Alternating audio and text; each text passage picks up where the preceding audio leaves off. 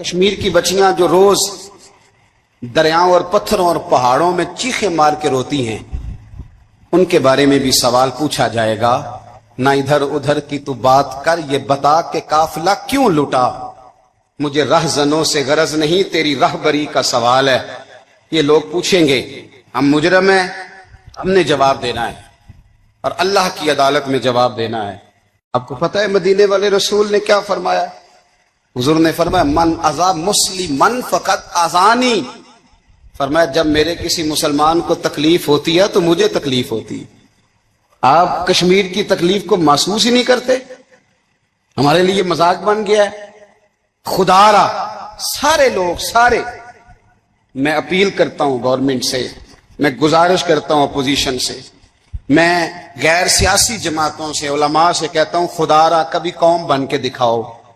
کوئی ایک نعرہ تو سارے مل کے لگا لو، کسی ایک پیج پہ تو سارے جمع ہو جاؤ، کسی ایک جگہ پہ۔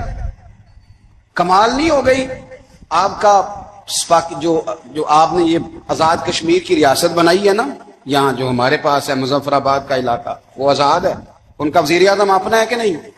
اسمبلی اپنی ہے نا، تو جموں کشمیر کو یہ حق کیوں نہیں حاصل؟ اور دنیا میں افغانستان پہ امریکہ نے حملہ کر دیا تھا کہ یہاں جمہوریت نہیں تو حملہ ضروری ہے، لوگ پس رہے ہیں۔ عالمی قوانین یہ ہے کہ کسی ملک کے اندر اگر جبرن کوئی مسلط ہوگا تو دنیا آ جاتی ہے، تو کشمیر میں کیوں نہیں آتی اقوام متحدہ؟ یہ تم کامیاب دورے کرتے ہو امریکہ کے، تو کیا کامیابیاں تمہاری بتاؤ؟ روز پستے ہیں وہ، روز کٹتے ہیں، کوئی انہیں پوچھنے والا نہیں۔ خدا را قوم بنے قوم، اگر ہم قوم نہ بنے تو پھر کافر باری باری کر کے مار رہا ہے، پھر باری کا انتظار کرو، پھر وہ باری باری کر کے کاٹ کے مار رہا ہے۔ میری اپیل ہے آپ ایک پالیسی، اپنی خارجہ پالیسی کا اعلان کریں، اور آپ اعلان کر کے تو دیکھیں۔ ہمیں آپ سے لاکھ اختلاف صحیح، ہمیں بڑی جگہ پہ آپ سے تحفظات ہیں، پر آپ کشمیر کے بارے میں واضح پالیسی بیان کریں، آپ آگے ہوں گے، ہم انشاءاللہ آپ کے پیچھے ہوں گے۔ لیکن آپ واضح پالیسی کا اعلان کریں، ہم تعصب کا مظاہرہ نہیں کریں گے، ہم آپ کے صحیح فیصلوں کی سپورٹ کریں گے، پر ان کے ساتھ بڑا ظلم ہو گیا ہے، اب تو وہ تصویریں دیکھی نہیں جاتی۔ مہربانی فرمائیں۔ اور ہمارے ملک میں جماعتیں اتنی ہیں کہ گنی نہیں جاتی، پر سوائے روٹی کھانے کے اور پوسٹر لگانے کے اور سوشل میڈیا چلانے کے کام کوئی نہیں۔ اللہ تعالیٰ کشمیر کے مسلمانوں پہ فضل فرمائے، اللہ رحمت فرمائے۔ ہمارے جو بڑے شاندار قسم کے دوست ہیں نا، شاندار، جن کا ادب سے نام لیتے ہیں، وہ عرب کے بادشاہ ہیں۔ ہم تو عرب خالی کہتے بھی نہیں، عرب شریف کہتے ہیں۔ انہوں نے پتہ کیا کیا ہے؟ انہوں نے اس طرح کیا ہے کہ جو کشمیریوں کا قاتل تھا نا، اس کے گلے میں میڈل ڈال دیا۔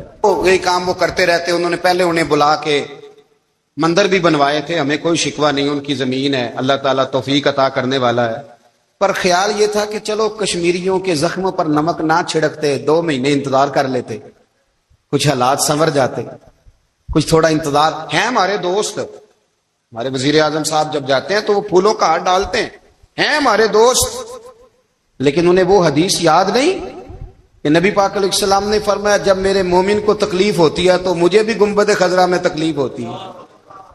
انہیں نہ کشمیریوں کا خون یاد نہیں آیا، انہیں برہان وانی کی کٹی ہوئی لاش یاد نہیں آئی، انہیں 30,000 بیوہ عورتیں یاد نہیں آئی، 30,000 بیوہ عورتیں جن کے سہاگ اجڑ گئے، اور انہیں 1.25 لاکھ یتیم بچہ یاد نہیں آیا جو یتیمی کی زندگی گزار رہا ہے، اور اس کے باوجود بہت بڑے ذمہ دار ہیں وہ۔ مجھے پڑھ لینے دو آج احمد فراز کا شعر، وہ ہمارے مکتب کوئی ایسا نہیں کہ وہ مولوی تھا، وہ غیر جانبدار تھا، پر مجھے آج پڑھ لینے دو اس کا شعر، ایک کلیجے کا درد ہے، پڑھ لینے دو۔ اس نے کہا تھا کہ پڑھتا ہوں تو کہتی ہے یہ خالق کی کتاب ہے، مثل یہودی یہ سعودی بھی عذاب، اس قوم کے بارے میں کیا لکھوں فراز، کعبے کی کمائی سے جو پیتے ہیں شراب۔ میں خیال نہیں آیا تمہارا صرف دین یہ ہے کہ قبریں گرا دو، مزارات گرا دو، فقط یہ دین ہے؟ کوئی نبی پاک کے روزے کی طرف منہ کرے تو اسے مشرک کہو، یہ دین ہے؟ اس کا نام مذہب رکھا ہے تم نے؟ مذہب تو اس کا نام ہے کہ جو رسول اللہ کا نام لینے والا ہے وہ ہمارا یار ہے، اور جو نبی پاک کا نام لینے والا نہیں، ہمارا اس سے کوئی تعلق ہے۔ یہ دین ہے۔ کشمیریوں کی لاشیں نظر نہیں آتی، ان کا خون بہ رہا ہے، تباہی اتر رہی ہے، اور تم قاتل کو گولڈ میڈل پہنا رہے ہو۔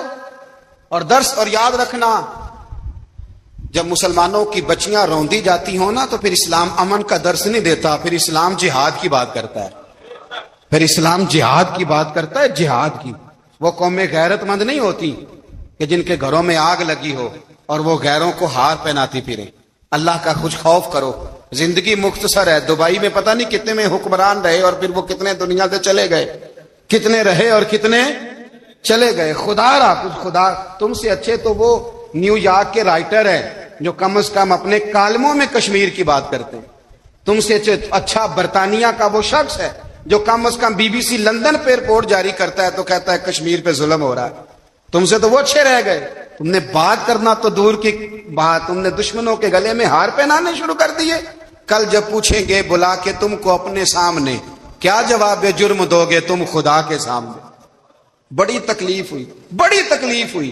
وہ نا منصور حلاج کو پھانسی دی جا رہی تھی تو حضرت جنید بغدادی بھی آ کے دیکھنے لگے، تو منصور حلاج کہنے لگے بابا سارا زمانہ دیکھے پر تو نہ دیکھ، سارا زمانہ تماشا دیکھے انہیں تو پتا کوئی نہیں نا، تو نہ دیکھ۔ عرب شریف والو، ٹرمپ اسے انعام دیتا تو تکلیف کوئی نہیں تھی، ملکہ وکٹوریا اسے انعام دیتی تو تکلیف کوئی نہیں تھی، پر تم تو نہ ایسا کرتے، تم تو اپنے تھے، تم تو کلمہ گو تھے، تم تو یہ ظلم نہ کرتے، تم تو یہ حرکت نہ کرتے، میں کہتا ہوں ٹھہر ہی جاتے، جانا نہیں دنیا سے، اللہ کے حضور حاضر نہیں ہونا۔ جب رسول اللہ قبر میں آئیں گے تو کیا جواب دو گے؟ خدا را، حضور نے فرمایا تھا گناہ روک نہیں سکتے تو دل میں ہی برا جان لو۔ ذالک اضعف الایمان، یہ کمزور ایمان ہے، کم از کم اتنی حد تک تو آ جاؤ، دشمن سے گلے تو نہ ملو۔ خدا را سمجھے، ہمارا پہلا تعارف یہ ہے کہ ہم رسول اللہ کے غلام ہیں۔ اقبال نے کہا تھا وطن کا بت نہ بنانا، وطن کو بت نہ بنانا۔ اقبال کہنے لگے ان تازہ خداؤں میں بڑا سب سے وطن ہے، جو پیرہن اس کا ہے وہ مذہب کا کفن ہے، اس لیے کہ بازو تیرا توحید کی قوت سے قوی ہے، اسلام تیرا دیس ہے، اسلام تیرا دیس ہے، کیونکہ تو مصطفی ہے، تو نبی پاک والا ہے، مصطفیٰ والا، اسلام تیرا دیس ہے، تو مصطفی ہے۔ امریکہ میں جو مسلمان رہتا ہے ہمارا بھائی ہے، اور پاکستان میں جو مرزائی رہتا ہے اس سے ہمارا کوئی تعلق نہیں۔ او یارو، کتنا روئے ہیں مسلمان اقوام متحدہ کے سامنے جا کے، کتنی قراردادیں پیش کی تم نے سلامتی کونسل میں، حتیٰ کہ مسلمانوں کے جو امیر ملک تھے ان کی تنظیمیں بنی، کوئی مسلمانوں کی داد رسی کو نہیں پہنچا۔ میری کو بہت لمبی عمر تو نہیں ہے، پر میں نے برما میں مسلمانوں کے کٹتے ہوئے حالات دیکھے، خبریں آئیں، ہم نے دیکھی، کٹتے اور سسکتے مسلمان ہم نے دیکھے۔ ہم نے دیکھا لیبیا پہ حملہ ہوا اور ٹوٹ گیا سارا ملک۔ میں نے وہ منظر دیکھا جب غوث پاک کے بغداد میں بمب گرے۔ ہم نے وہ دور دیکھا جب کسی نے خبر دی کہ کربلا میں پھر سے کربلا برپا ہے۔ ہم نے وہ منظر دیکھا جب پتا چلا کہ پھر سے مولا علی کے نجف اشرف کو اجاڑا جا رہا ہے۔ ہم نے وہ سارے منظر بار بار دیکھے، بار بار سنے، اور اب تو شرم آتی ہے۔ میرا دل کرتا ہے میں فلسطین کا نام نہ لیا کروں، شرم آتی۔ یہ کوئی ہماری تقریروں کے موضوع ہے؟ یہ کوئی ہمارے کالم لکھنے کے عنوان ہے؟ یہ کوئی ہمارے موبائل پہ لگانے کے سٹیٹس ہے؟ یہ تو شرم سے مر جانے کا مقام ہے۔ یہ کوئی گردنیں اٹھا کے بات کرنے والی بات ہے؟ یہ موبائل پہ ایک دوسرے کو ویڈیو دکھانے کا منظر ہے؟ رمضانوں میں، شاموں میں اپنے اپنے بچوں کو سینوں سے لگا کے افطاریاں کرانے والوں، اور بچوں سے پوچھنے والوں کہ پتر تو کی کھانا ہے، اس سے پوچھ لے اس کی مرضی کیا ہے۔ تمہیں پتہ ہے فلسطین کی بیٹیاں بھی سیدہ خدیجۃ الکبریٰ کی بیٹیاں ہیں، وہ مومنوں کی مائیں ہیں تو ان کی بھی تو مائیں ہیں نا۔ فلسطین کی بہنیں بھی صبح قیامت حضرت فاطمہ کے پلو میں پناہ لیں گی۔ نبی پاک صلی اللہ تعالی علیہ وسلم نے فرمایا من اذا مسلمن فقد اذانی۔ میں کیسے وہ بات آپ کے دلوں تک اتاروں کہ حضور نے فرمایا جب میرے مسلمان کو تکلیف ہوتی ہے تو مجھے تکلیف ہوتی ہے، مجھے درد ہوتا ہے۔ اس رسول کی امت جو کافروں کی رسیاں زور سے باندھی جائیں تو حضور فرمائیں ڈھیلی کر دو، یہ ہائے ہائے کرتے ہیں تو مجھے نیند نہیں آتی۔ اگر بدر میں قیدی بنا کے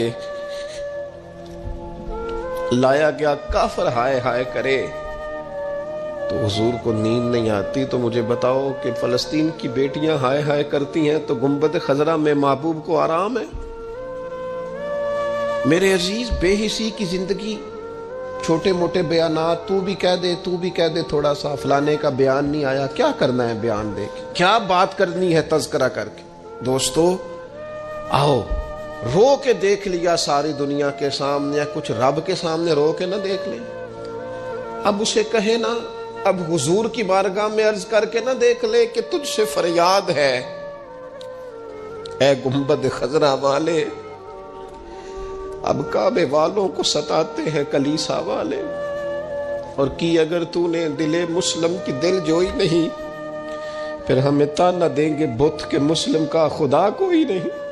اب اللہ رسول کی بارگاہ کی طرف رجوع نہ کر لیں، اب چھوڑ نہ دیں سیاستدانوں کے گلے، اب چھوڑ نہ دیں دنیا اقوام متحدہ کی بات اور سلامتی کونسل کی بات، اب اپنے اللہ کی جانب رجوع نہ کریں۔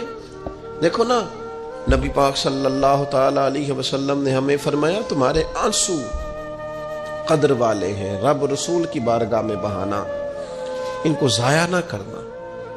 عزیز بھائیو، یہ آنسو جو اللہ رسول کی بارگاہ کی طرف بہتے ہیں، یہ اللہ کی رحمت کو متوجہ کرتے ہیں، یہ مالک کریم کے کرم کو مائل کرتے ہیں۔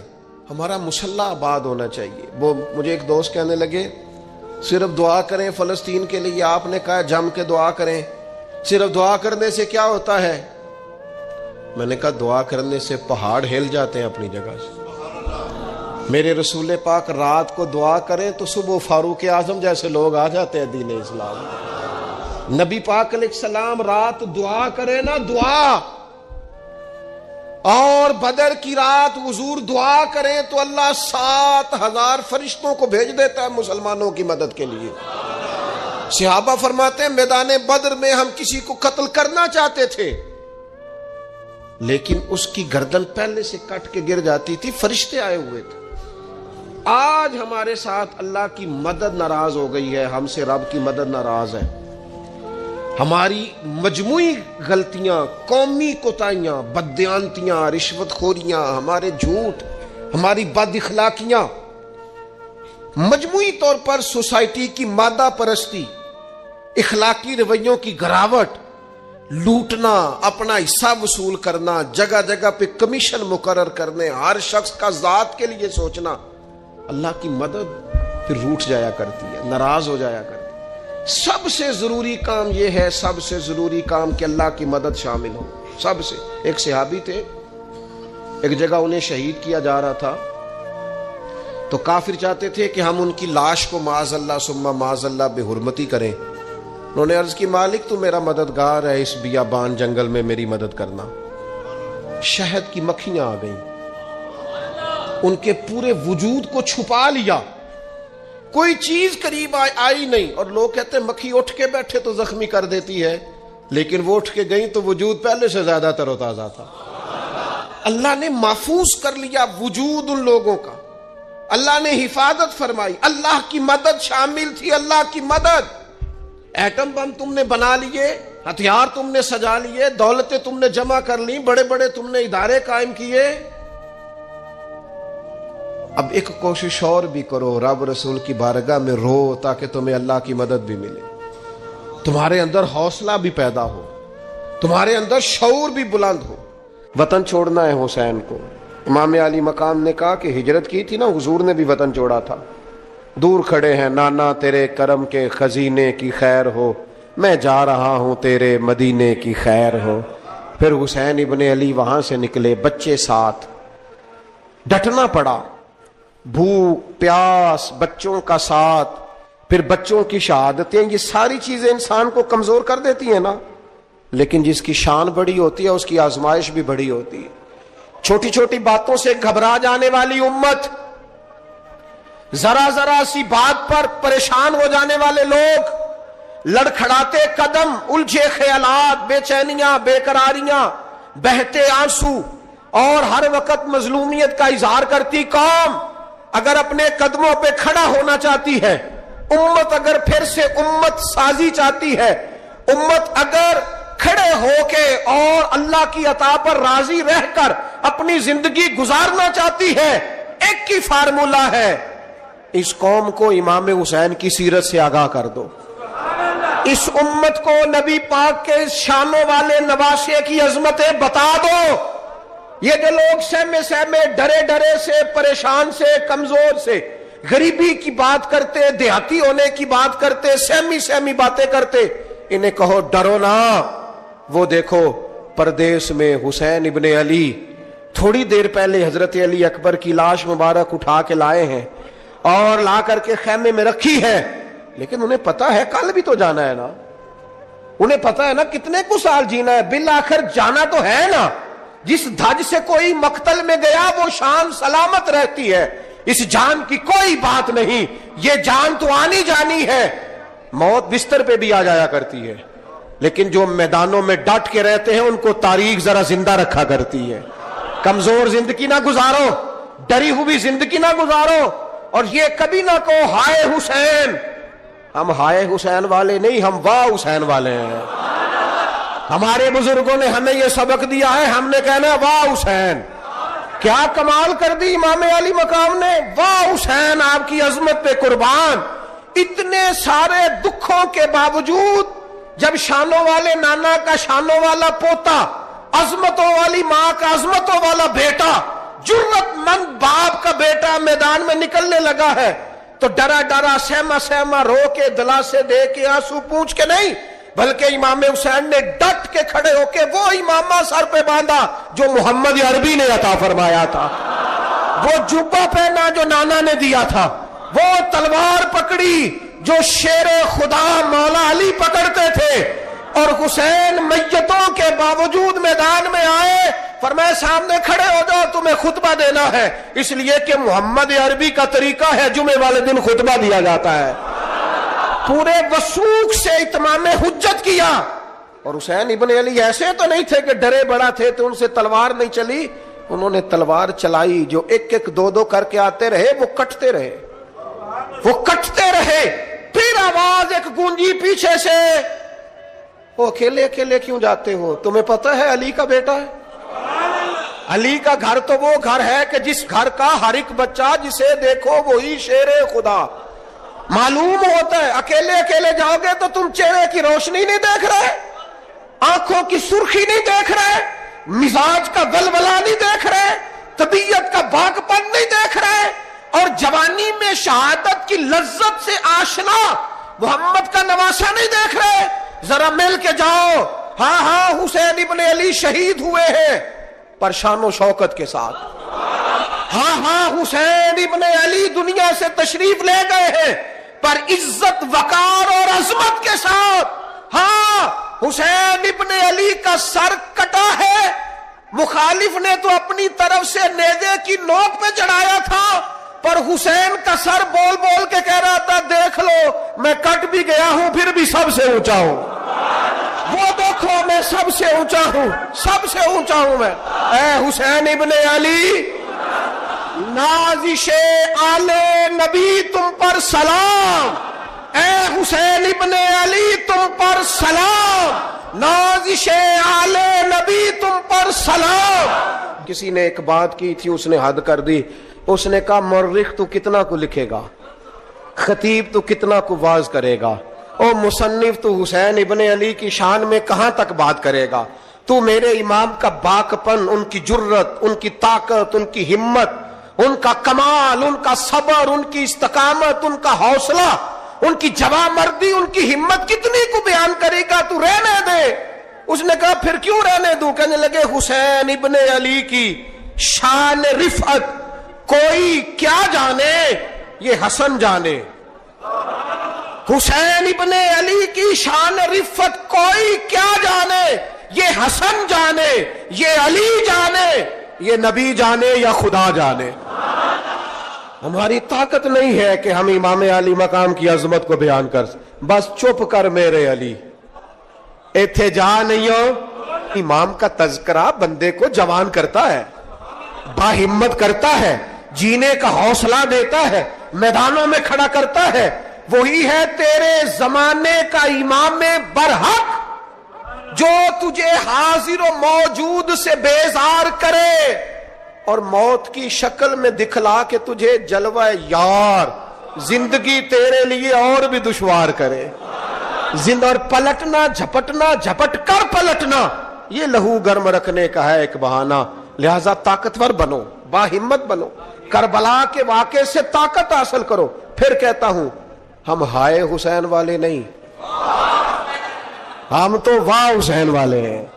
ہمارا کہنا ہے کہ واہ حسین، اے حسین ابن علی تم پر سلام، نازش آل نبی تم پر سلام۔ ہم کہہ رہے واہ حسین، واہ حسین، واہ حسین، واہ حسین، یا حسین، واہ حسین، یا حسین، واہ حسین، واہ حسین، یا حسین، واہ حسین۔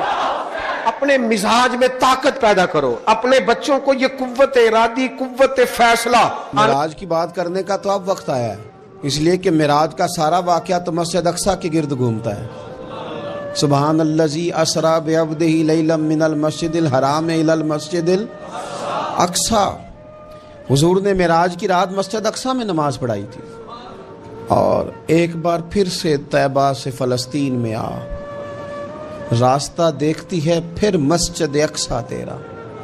ایک بار حضور گئے تھے مکے سے مسجد اقصیٰ، اور پھر حضور فرماتے ہیں جب میں واپس گیا نا تو کفار نے جو کہ مسجد اقصیٰ دیکھی ہوئی تھی تو مجھ سے پوچھنا شروع کر دیا کہ مسجد اقصیٰ کی کھڑکیاں کتنی ہیں، دروازے کتنے ہیں، پلر کتنے ہیں۔ جب انہوں نے سوال جواب کیے تو حضور فرماتے ہیں کہ رب کریم نے مسجد اقصیٰ کو اٹھا کے میرے سامنے رکھ دیا۔ میں دیکھتا جاتا تھا، بتاتا جاتا تھا، کہہ لوں بات کر لوں۔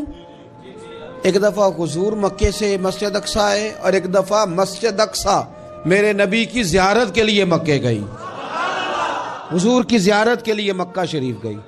اور میرے نبی تو صرف کسی چیز کی طرف ایک دفعہ دیکھ لیں تو وہاں رحمت کے پھول کھلتے ہیں۔ مسجد اقصیٰ کی طرف منہ کر کے 17 مہینے میرے نبی نے نماز پڑھی ہے۔ مسلمانوں پتہ ہی کوئی نہیں، ہماری خبریں ہی اور ہیں، ہمارا درد ہی اور ہے، ہمیں پتہ ہی نہیں بم کہاں برس رہے ہیں، ہمیں یہ خبر ہی نہیں۔ اور میں اس دور میں تقریریں کر رہا ہوں جہاں سوتوں کو جگانا نہیں پڑتا، جاگتوں کو جگانا پڑتا ہے۔ سیانے لوگوں کو سمجھانا ہمارے ذمہ لگ گیا، کیا کریں؟ اس قوم کو سکھانا پڑتا ہے جسے پتہ سارا ہے، لیکن جان بوجھ کے آنکھیں ہماری بند ہیں۔ یہ مولوی کو بات کرتا تو لوگ کہتے دیکھو مولوی گالی دیتا ہے، لیکن اگر قائد اعظم محمد علی جناح کہے کہ اسرائیل امریکہ کی ناجائز اولاد ہے تو پھر تو تمہیں ہضم کر لینا چاہیے نا، پھر تو لبرل کو بھی ہضم ہونا چاہیے نا کہ قائد اعظم نے کہا ہے، اور اس ناجائز بچے کو تم نے اتنی طاقتیں دے دی کہ وہ مسلمانوں کے قبلہ اول میں نماز پڑھنے والوں کو بھی نہ بخشے۔ کہاں گئی تمہاری وہ انسانی حقوق کی بڑی بڑی تنظیمیں، کدھر گئی؟ اور میرا پاکستانی میڈیا سے بھی سوال ہے، چند دن پہلے سیالکوٹ میں ایک واقعہ ہوا، ناانصافی ہو گئی جی، ناانصافی ہو گئی جی ایک بی بی کے ساتھ۔ ہر بندے نے شور مچایا، بڑے بڑے طوفان اٹھتے ہیں، کیوں ہوا جی کیوں ہوا؟ تو مسجد اقصیٰ کی توہین ہو گئی تو پھر طوفان کیوں نہیں اٹھا؟ ٹاک شو کیوں نہیں ہوئے؟ بحثیں کیوں نہیں ہوئی؟ میں اس موم بتی مافیا کا کیا کروں؟ ان لبرل لوگوں کا کیا کروں؟ ان کے سپورٹروں ووٹروں کا کیا کروں؟ ان سیاسی جماعتوں کے کارکنوں کو کیا نام دوں کہ جو ان فضول بحثوں میں تو وقت ضائع کرتے ہیں، اور وہ مسجد اقصیٰ جس کے بارے میں میرے نبی پاک صلی اللہ علیہ وسلم سے ایک صحابیہ نے پوچھا تھا، یا رسول اللہ مسجد اقصی میں نماز پڑھنا کتنا کو بہتر ہے باقی نمازوں کے مقابلے میں؟ تو حضور نے فرمایا 1000 گنا بہتر ہے۔ بی بی عرض کرنے لگی سونیا میں جا تو نہیں سکتی، دل بڑا کرتا ہے۔ حضور نے فرمایا جا نہیں سکتی تو وہاں تیل ہی بھجوا دے، جس میں حاضری لگوانے کی حضور بات کریں جس مسجد میں۔ اور نبی پاک علیہ السلام نے فرمایا خاص کر کے سفر کرنا ہوا تو 3 مسجدوں کے لیے کرنا، ایک مسجد حرام بیت اللہ کے لیے، ایک مسجد نبوی کے لیے، اور تیسرا مسجد اقصی کے لیے۔ ایک بات بڑی ضروری ہے، وہ میں نے آپ سے ضرور کرنی ہے۔ ایک آیت ہے قرآن پاک کی سورۃ بقرہ پہلا سپارہ آیت نمبر 120۔ اللہ تعالیٰ نے ایک حد بیان کر دی، فرمایا وَلَن تَرْضَىٰ عَنْكَ الْيَهُودُ وَلَا النَّصَارَىٰ حَتَّىٰ تَتَّبِعَ مِلَّتَهُمْ۔ فرمایا یہ یہودی اور عیسائی تم سے ہرگز راضی نہیں ہوں گے۔ یہ قرآن ہے اور سادہ ترجمہ تفسیر کی بھی ضرورت نہیں۔ یہ معاہدے کر لیں، محبت کے وعدے کر لیں، یہ تم سے راضی نہیں ہوں گے۔ کب راضی ہوں گے؟ حتی تتبع ملتہم، یہاں تک کہ تم ان کے دین کی پیروی کرنے لگ جاؤ۔ میرا جب پہلی دفعہ پاسپورٹ بنا تو میں نے سارا پڑھا، کتابیں پڑھنے کا شوق تھا شروع سے۔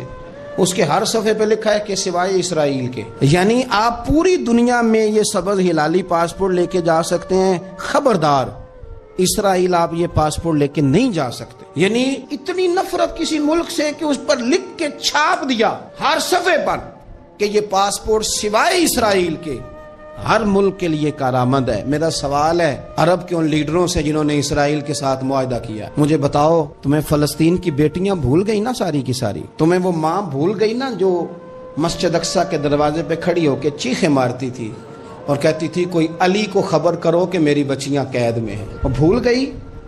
تمہیں وہ بہن بھول گئی نا جس پر شراب کی بوتل انڈیڑتے تھے اسرائیل کے فوجی؟ وہ آپ کو ابھی بھی ویڈیو مل جائے گی، وہ انڈیلتے تھے شراب کی بوتل، اسے پکڑتے تھے، دست درازی کرتے تھے، اور وہ بیٹی کہتی تھی یا رحمت للعالم۔ بھول گیا تمہیں وہ سارا کچھ؟ تم نے 1 منٹ لگایا اور تم معاہدہ کس سے کروا رہے ہو؟ امریکہ کے صدر سے؟ اتنا ظلم کیا تم نے، اتنا قاتل کے ساتھ معاہدہ؟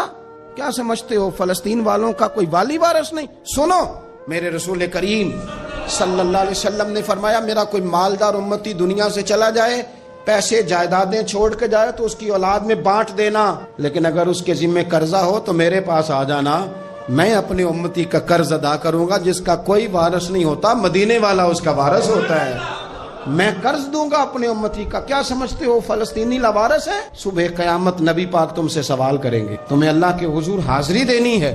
کیوں نہیں صلح کرتا اسرائیل فلسطین کے ساتھ؟ لبنان کے ساتھ دوستی کیوں نہیں کرتا؟ شام سارا کٹ گیا اسرائیل کی وجہ سے، راج تمہیں خیال آیا ان کے ساتھ معاہدہ کرنے کا؟ ہمیں سبق پڑھاتے ہو، خدا سے ڈرو۔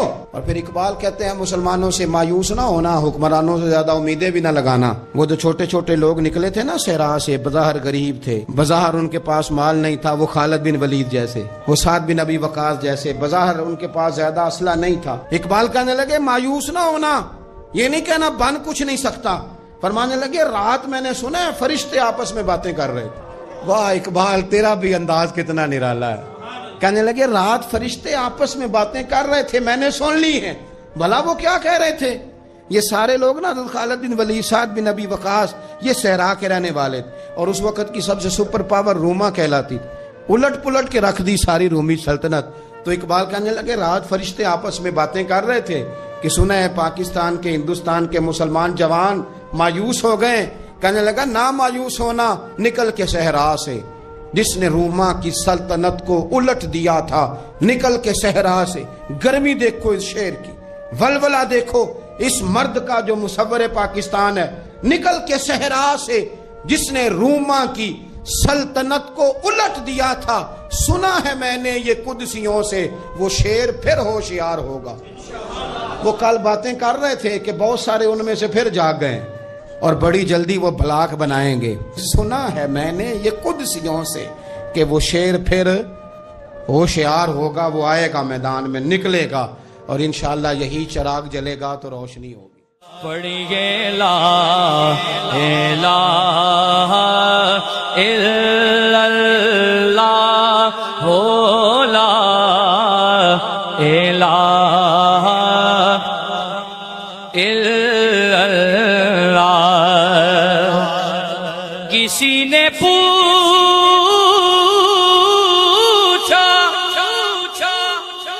کہ جنت کوئی قیمت ہے تو مصطفیٰ نے کہا لا الہ الا اللہ ہو لا الہ الا اللہ حق لا الہ الا